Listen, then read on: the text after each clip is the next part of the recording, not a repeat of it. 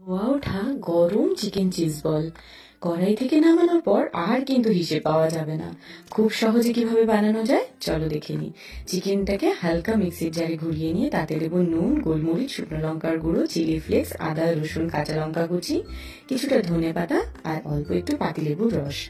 আর এটাকে ভালোভাবে মেখে নেওয়ার জন্য অল্প কর্নফ্লাওয়ার দিয়ে রেস্টে রাখবো 10 থেকে 15 মিনিট। তারপর হাতে একটু তেল মাখিয়ে নিয়ে বলের শেপ করে নেবো আর মাঝখানে দিয়ে দেবো চিজের টুকরো।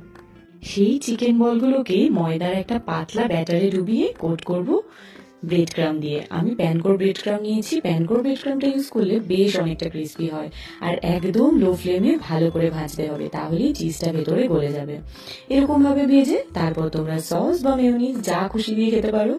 কেমন লাগলো এই সিম্পল রেসিপিটা আমাকে কমেন্ট করে অবশ্যই জানিও। 10 থেকে 12 দিন কিন্তু তোমরা এটা এয়ারটাইট কন্টেনারে ফ্রোজেন করেও রাখতে পারো। বাই।